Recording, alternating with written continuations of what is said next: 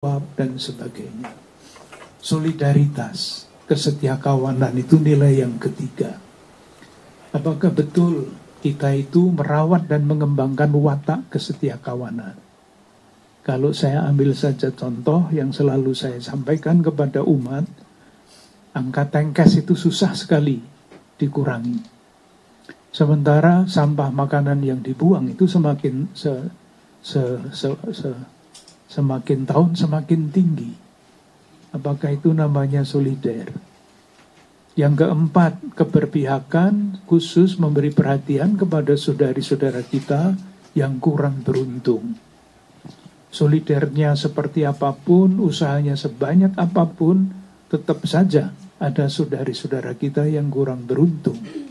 Tidak punya KTP, tidak punya kartu nikah, anak-anaknya tidak bisa sekolah, dan sebagainya. Belum lagi kalau kita melihat saudari-saudara kita yang berada jauh di pinggir-pinggir negeri kita. Dan nilai yang kelima adalah keutuhan ciptaan. Perubahan iklim, misalnya. Perubahan iklim yang akibatnya panen juga gagal, tidak tahu lagi ini musim apa, dan sebagainya. Tentu Anda semua sebagai wartawan jauh lebih tahu daripada saya mengenai situasi seperti itu. Tentu kita berharap agar pesan Natal sebagaimana saya coba tangkap, ini mendorong, kalau saya berbicara tentu khususnya untuk umat Katolik, tetapi sebagai warga negara, saya juga mau mengatakan kepada sesama saudara sebangsa dan setanah air, marilah kita kembali ke jati diri kita. Kita diciptakan nanti dengan fungsi apapun, dengan peran apapun yang berbeda-beda. Tetapi semuanya adalah demi untuk memuji dan memuliakan Tuhan. Kalau itu semakin disadari, saya yakin kegaduhan-kegaduhan itu juga akan semakin berkurang. Tetapi ketika kegaduhan-kegaduhan itu, ketika itu dimulai dicederai, dengan sendirinya kegaduhan itu akan semakin bertambah. Jadi itu saudara-saudara yang terkasih, penafsiran kami di Keuskupan Agung Jakarta, kembali ke jati diri manusia, dan itu berarti berpihak. Seperti Allah berpihak kepada saudari-saudara kita yang kurang beruntung. Untuk sementara itu saja dulu. Mungkin tidak sama dengan yang ada tertulis di situ, tetapi itulah yang saya yakini sebagai pesan Natal khususnya untuk umat Keuskupan Agung Jakarta. Terima kasih. Terima kasih Bapak Kardinal Ignatius Suharyo. Saya buka langsung untuk pertanyaan. Tadi sudah ada dari Kompas, 1, 2, dari yang ketiga, ada? Baik, kita langsung dari Kompas, silakan nama dan ya Kompasnya, Kompas apa? Selamat pagi, selamat Natal untuk Bapak Uskup Romo Hani sama Romo Samuel dan teman-teman jurnalis yang merayakan. Saya Fajri dari Harian Kompas. Di siaran pers saya garis bawahi satu kalimat Bapak Uskup soal gereja terpanggil untuk memperkuat gerakan anti korupsi. Kita tahu 2 hari belakangan kata korupsi ini sangat kencang dibahas di publik, terutama ada sekjen sebuah partai yang tertangkap. Pertanyaannya adalah bagaimana upaya gereja untuk terus menggaungkan gerakan anti korupsi ini menjadi lebih kencang, menjadi lebih efektif dan bisa terlihat hasilnya. Karena kan korupsi itu belakangan di bangsa Indonesia kita Bapak bukannya berkurang tapi semakin parah. Terima kasih.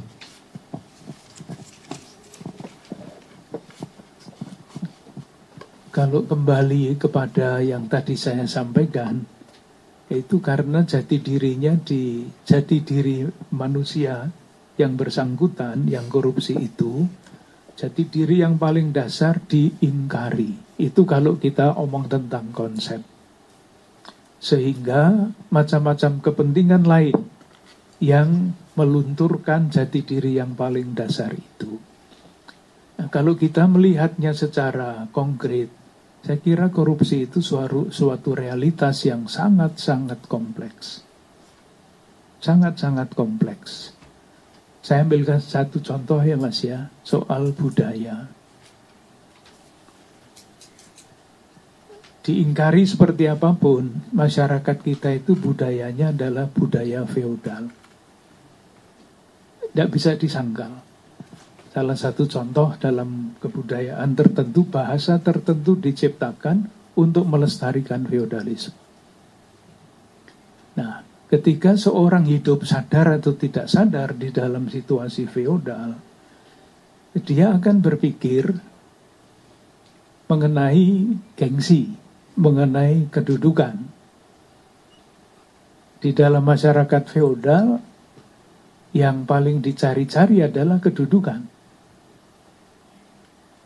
Status itu, status sosial, gengsi, dan sebagainya. Nah, kalau sudah orientasi hidupnya seperti itu tanpa disadari, maka segala macam cara mau dicari untuk mencapai yang dicari itu, entah itu kekuasaan, entah itu namanya gengsi, dan itu semua butuh uang. Jadilah korupsi. Satu. Yang kedua tentu saja adalah sistem tata kelola negara ini.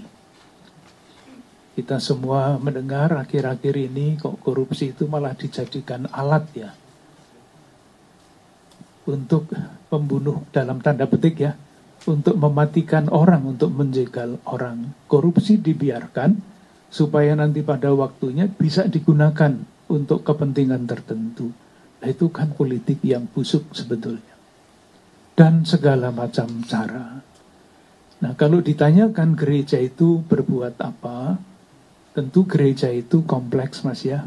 Gereja itu bukan hierarki, gereja itu adalah umat. Maka harapannya tentu saja adalah kalau ditanyakan tentang gereja, salah satu selain suara moral yang ditulis oleh para penulis di koran, disampaikan di dalam wawancara di televisi, gereja sendiri tidak berarti bebas dari keadaan seperti itu. Maka yang diusahakan oleh gereja, yang saya tahu di Keuskupan Agung Jakarta adalah membuat lembaga gereja itu transparan, sehingga dapat dipercaya. Tidak mudah.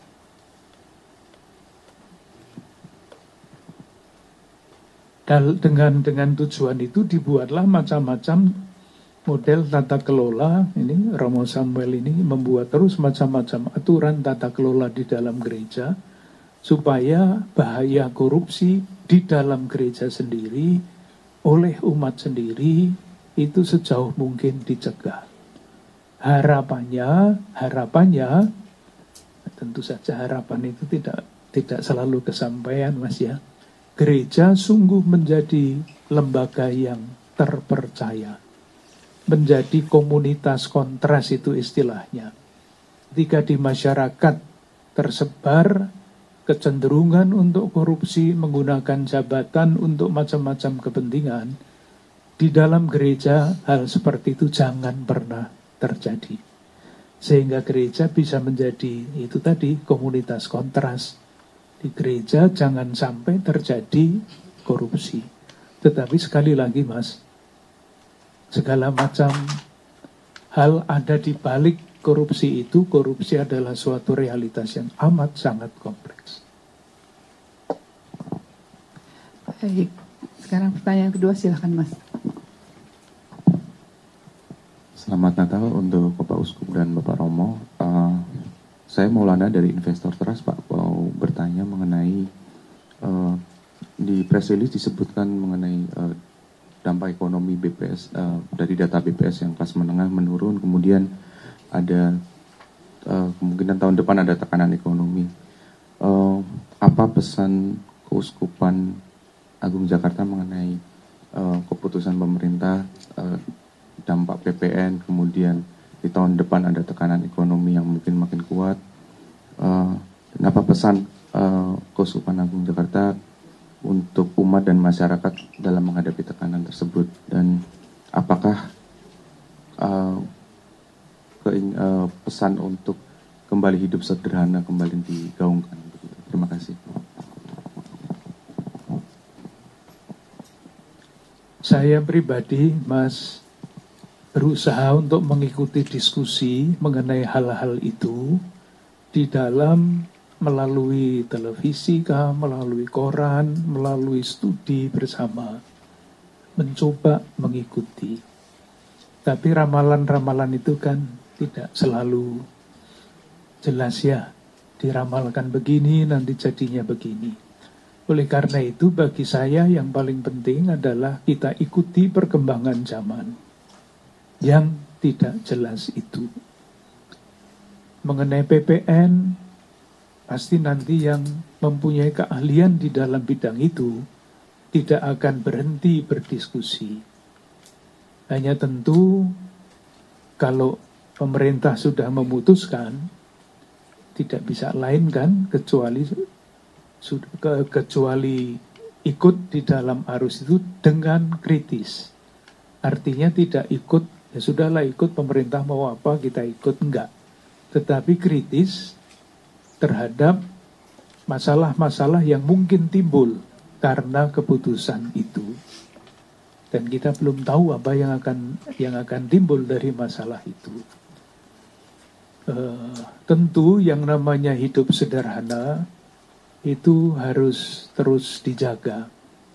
Itulah sebabnya tadi Mas, di dalam ketika saya bicara tentang ajaran sosial gereja, prinsip-prinsip ajaran sosial gereja mesti terus dipegang, khususnya tentu saja oleh umat yang ada di dalam wilayah pelayanan saya.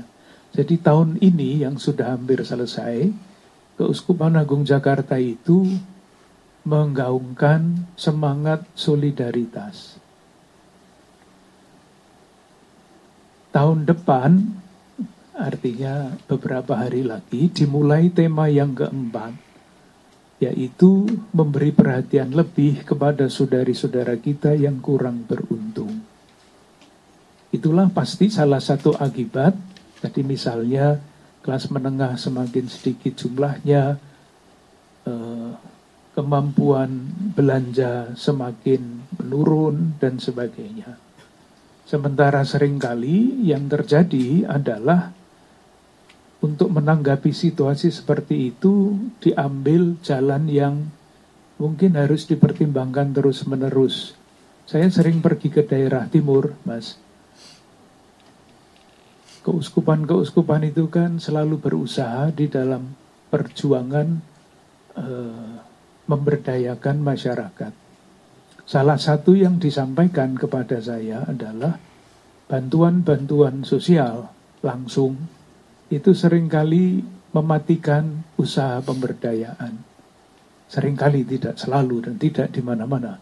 Tetapi kalau dua tempat yang penting oleh pimpinannya dikatakan begitu, saya kira suatu catatan yang penting.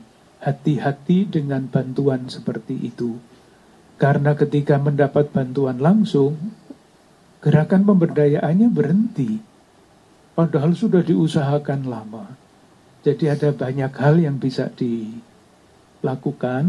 dengan hati-hati supaya jalan yang ditempuh tidak justru membuat kesulitan lebih banyak. Tapi saya pikir pimpinan-pimpinan pemerintahan juga sudah sungguh-sungguh memikirkan bahaya-bahaya seperti itu. Dan kita bersyukur banyak ekonom yang menulis, banyak ekonom yang berdiskusi bersama-sama, dan saya yakin menyampaikan gagasan-gagasannya kepada pemerintah. Baik, apakah ada lagi yang ingin bertanya? Satu kesempatan, sudah ya? Sudah cukup, terima kasih banyak. Terima kasih Bapak Kardinal atas press conference yang sudah diberikan. Dan terima kasih untuk teman-teman semua partisipasi dan kehadirannya.